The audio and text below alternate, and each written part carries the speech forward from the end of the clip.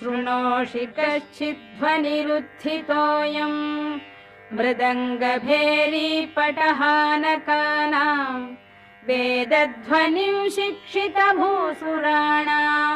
शृणोषि भद्रे कुरु सुप्रभातम् शृणोषि भद्रे ननु शङ्खघोषं वैताళिकानां मधुरं च गानम् शृणोषि मातप्पिककुक्कुटानां ध्वनिं प्रभाते कुरु सुप्रभातम् मातर्निरीक्ष्य वदनं भगवान् शशाङ्को लज्जान्वितः स्वयमहो निलयं प्रविष्टः द्रष्टुं त्वदीयवदनं भगवान् दिनेशो ह्यायाति देवि सदनं कुरु सुप्रभातम् पश्याम्ब केचिद्धृतपूर्णकुम्भाः केचिद्दयार्द्रे धृतपुष्पमालाः काचिच्छुभाङ्ग्यो ननुवाद्यहस्ताः तिष्ठन्ति तेषां कुरु सुप्रभातम् भेरी मृदङ्गपणवानकवाद्यहस्ताः स्तोतुं महेशदयिते स्तुतिपाठकास्त्वा तिष्ठन्ति देवि समयं तव काङ्क्षमाणा ह्युत्तिष्ठ दिव्यशयनात् कुरु सुप्रभातम्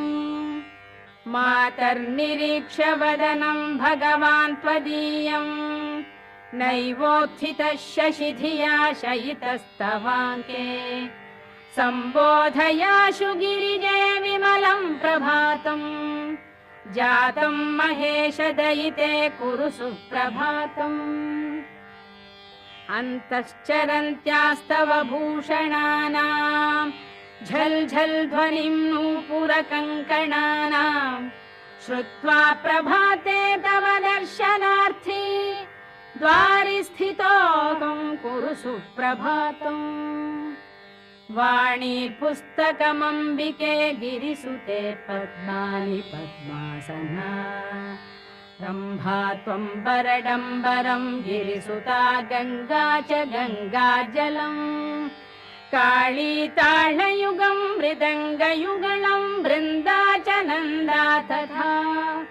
नीला निर्मलदर्पणधृतवती तासां प्रभातं शुभम् उत्थाय देवि शयनात् भगवान् पुरारिः स्नातुं प्रयाति गिरिजे सुरलोकनद्यां नैको हि गन्तुमनघे रमते दयार्द्रे ह्युत्तिष्ठ देवि शयनात् कुरु सुप्रभातम् पश्य